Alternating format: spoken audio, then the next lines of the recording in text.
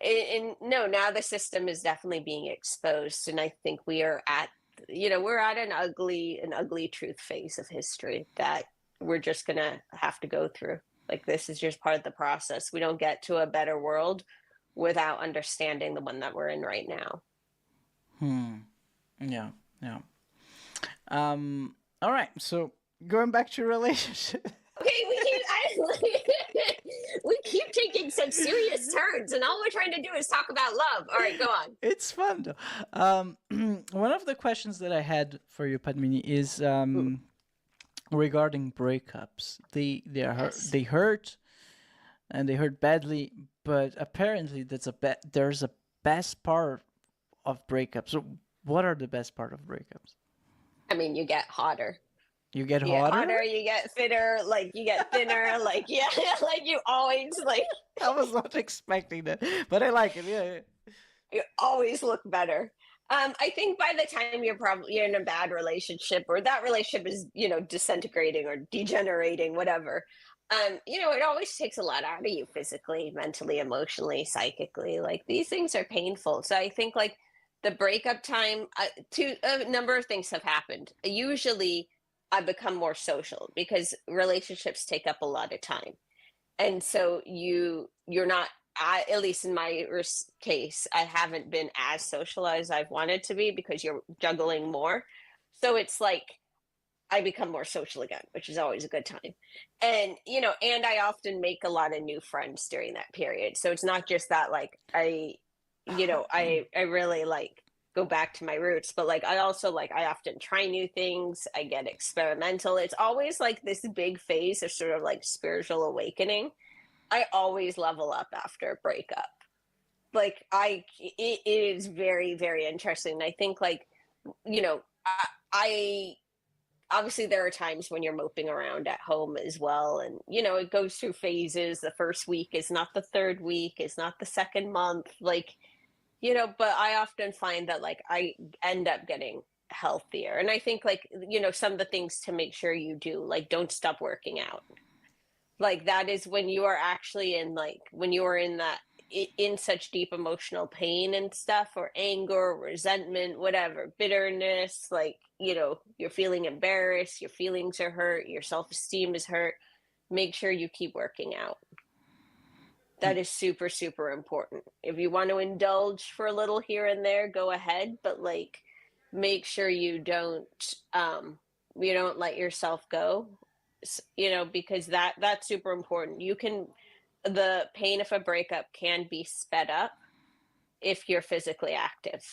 That's like what, if you're eating well, if you're still taking care of your body and staying on some sort of schedule, like you can lessen the impacts of a breakup. Yeah, yeah, yeah. Social. You have what is the quote again? Healthy body, healthy mind. There's some type of connection Yeah, there. for sure. Yeah, For sure. I don't know You what it is, but it exists. and you can process a lot of emotion through your body. It's actually like when it's so, I know there's so many times when I probably at my most emotional is exactly when I do not want to exercise. Is exactly when I do not want to do anything, that I'm almost like frozen with that anxiety. And even when I make myself do something, it doesn't have to be strenuous. At the beginning, I'm always like, I don't want to be here. I don't want to do this. I'm too tired. My body hurts. My Yeah, back hurt, blah, blah, blah. But like by the end of that, and we're only talking like 50 minutes, half an hour, like in the grand scheme of the whole day of 24 hours, it's not a lot of time. But always at the end of that, I feel better. And the next day, I feel better. And so you keep doing that incrementally. It doesn't have to be crazy, but like I've seen a lot of people really like utilize exercise. It's a great tool. yeah, yeah. Every time that you run, after you're done running, your body releases endorphins. Is like it's Yep. the feeling good hormone, right? If I'm Hmm. not mistaken. It's like, Yeah. why Yeah. wouldn't you want that if you're going through a tough phase? Of course, you want all of that, right? You can Yeah. get that from ice cream, but then Yeah, exactly. And then you won't like yourself as much on the other side. But yeah, yeah, no, it's super important. Like you can do a certain amount of like chemical rebalancing of yourself. Yeah. That, also, even if you need antidepressants or whatever, great. But also what you can do to get your body to release some of those chemicals. Like you have your own kind of hidden little pharmacy in your body. And if you actually like get into motion in yoga, Pilates, I don't care, go for a walk, like play, it doesn't, weight lift, like just go swimming. I do not care. But that you have this own little internal pharmacy that you can also tinker with, and you can make yourself feel better between endorphins and serotonin. And there are a lot of different ways, and even just a little adrenaline as well, like that'll wake you up. Like I couldn't agree more. In Oh man, I need to share this. So, in one of my breakups, I was engaged. It was what 2000? I completely fell in love during Corona and got engaged. It sounds horrible. everyone has a dramatic COVID story. We all do. We all do. And of course, it didn't work out. And after it ended, I was devastated. And my solution for it was just hit my buddy up. It's like, hey, bro, let's bungee jump and jump out of her. Oh, And then after that, I was like, oh my, it was so good. We had such a adrenaline rush. Yeah, I felt so alive. Like it really helped with the thing. I was like, we're going parachuting next. And he was like, bro, what? Yes, we're doing parachuting. And I was scared after parachute experience. yeah. I joke you not, Padmini. No, The, I believe it. I, I believe it. Sometimes it takes that, but it's a good thing to do. As long as you're safe, I'm here for it. I support your decisions. I was safe. Everything went great. But after that, I was like, I don't care about this relationship anymore. Like Yeah. I survived a plane jump, so what's Yeah, worse than yeah, that? exactly. You like, it's fine. We've all done stuff. Like the amount of times my friends have seen me think I've met the one and fall in love, only to like hear, 6 months to a year later that I was wrong yet again. Hmm. Like they're like, whatever, like let's go out, like come back. So that's something that I would like to ask you, Padmini. So one of the things that you mentioned is like after a breakup, one of the very good things that you could do for yourself is get more social and make new friends, and that's Yeah, something as a man I struggle with. yeah. I heard recently that right now in the world, 2025, there is a loneliness epidemic. That's how you say it, Epidemic. epidemic, and I relate a little bit to that. Um, would you have any advices for it? Yeah, those stats really break my heart. And I think like as exhausting and dangerous as it is to be a woman, we have friends. Mm, Like community and friendship is not something that we struggle with. If a woman doesn't have a lot of friends, it probably means like she's either competitive or like hiding something. But like actually women can make friendships pretty well. like hiding what? Not actually hiding something, isn't it? Like, I mean, actually, because even I don't hang out with a lot of people, but it's like women can make friends. Like, even just in this past week, I just made 3 amazing new girlfriends, What? like in a week. How? Like, that is no, actually, four new, like one I kind of knew from before, 3 were brand new. Like, literally this week alone, I met like really like built great friendships with 4 phenomenal women. Like, that is the power of being a woman, is that like we actually like when we really have access to one another and have like quality intimate time, it is we can do it pretty fast. So it's like I can't speak for men as if I am one, but like here are things like like say like pickleball, right? You go Mm-hmm. to like pickleball courts right now, they are packed with like pretty even men and women distribution, but like there are things like that that are actually like quite inviting to people who are showing up by themselves, like depending on your hobbies and stuff. I think like sports, like not really super competitive sports, but like I think that is like a really nice transition. Like they're different like leagues and stuff. Like I think sports is a really interesting way to get to know people. I don't know how it works with guys. Like, can you guys just ask each other out for lunch or coffee or a drink? Do you No, get together that way? that's gay. I'm sorry.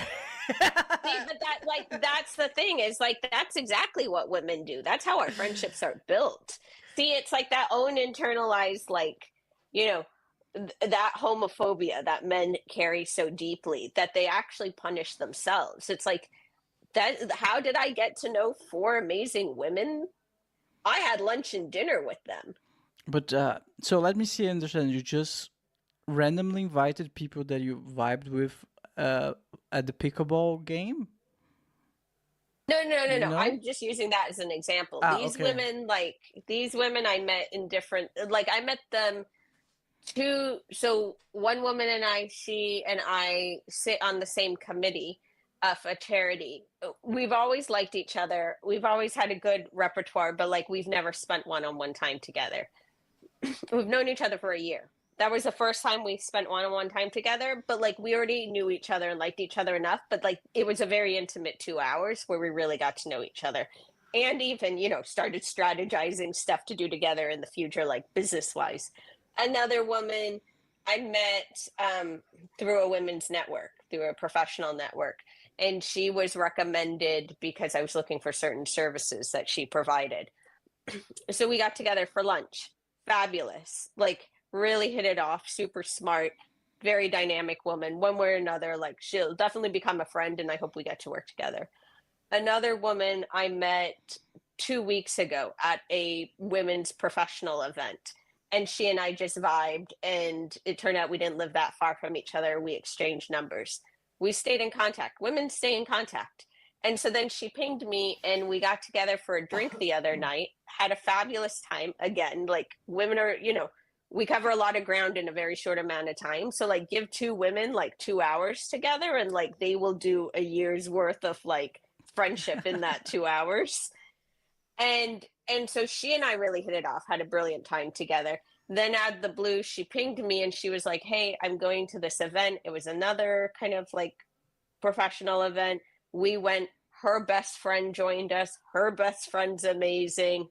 And so that was basically how it happened. And I also realized a lot of like synergies among these women. So then it's like, so then later on, I'll probably organize something and connect some of these women together. But like, so it's like, that really breaks my heart because like, that is why there is, among a number of reasons, right? But like, so if that's how everyone's gonna, if that's how men are gonna feel about like doing, you know, like having lunch and dinner together, then like, or having a beer together, like, then I would say like sports are probably like a really nice like thoroughfare into it where you can get to know each other and you're taking, and you're getting to be active. So you're getting your workout in simultaneously and you're socializing and you're meeting people, and then those eventually turn in, you get to know somebody well enough, they're like, "Hey, I'm having a barbecue, are you interested in doing this? Hey, some of us are going out later on for this, do you want to come?" That's how you get to know people. So like if men can't do it the way women do it, then like do it your own way. But like here's what happened, you got to get out the house. That's the Mm. first rule. Nothing happens at home. And leave that beautiful PS5 behind. That's the hard Yeah, part. Yeah. exactly. Like, I mean, either, be friends with a PlayStation or be friends with humans.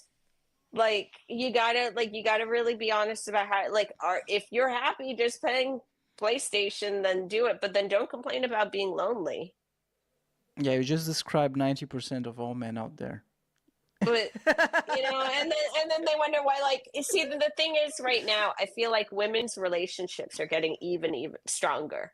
So it's like men need to catch up because like women are evolving super fast. They've been doing a lot of healing the past like 5-10 years in particular. Like I am really seeing like a whole new level of women. So it's like particularly then if men are interested in women, like like women are social, Yeah. you know, and it's like, and you'll like yourself more. You'll be happier. Like no PlayStation, even if you're, got your headphones in and you're talking to a bunch of people, like that is not the same. as like actually hanging out with a real human. If I had to dilute, summarize in one phrase what you just described, would that sentence be correct? Put yourself in situations where you're able to meet new people, where you're Yeah. are capable of socialize. Yeah. So you need to actually do an effort of finding situations where you can actually meet new people, either at the gym or somewhere else. Yeah. Yeah. And you might actually know a couple more people than you think. Like maybe think about who you do already know, who you maybe haven't stayed in contact with, who would be happy to hear from you. You know, somebody's got to make the effort. Somebody's got to reach out first. And you probably already know some cool people. It's like if this epidemic is as prolific as the numbers are suggesting, it would actually imply that a lot of men are also in the same position. So it's like they might be really happy and really relieved to hear from somebody, especially you. They might be really excited. Like that might be the lifeline that they needed. You know, like, wouldn't you be happy if you're feeling lonely if somebody said, like, do you want to come out with some of us, or do you want to grab lunch, or do you want to catch up, or we're watching the game here, you're welcome to join. So it's like, often when you're that person first, like that kind of like good karma and good energy comes back to you anyway. All right. So I don't want to pull numbers off my ass. I'm gonna share some data. While so I am researching epidemic loneliness men percentage. So while the concept of men loneliness epidemic has gained attention, recent research suggests that men and women experience loneliness at a similar rates. A Pew Research Oh, Center survey found that 16% of men and 15% of women report feeling lonely all or most of the time. However, men may be less likely to seek social or emotional support from their yeah. networks compared to women. Yeah, that's what you said. Women are more social by nature. Yeah. Yeah. Yeah. Yeah. But I mean, everyone's going through it. It's like, we don't live in communities anymore. We live next to a ton of people, but we don't know who any of these people are. It's like a really weird way to live. Like Yeah. this kind of thing has never happened. Maybe it happened before, but I doubt it. Like in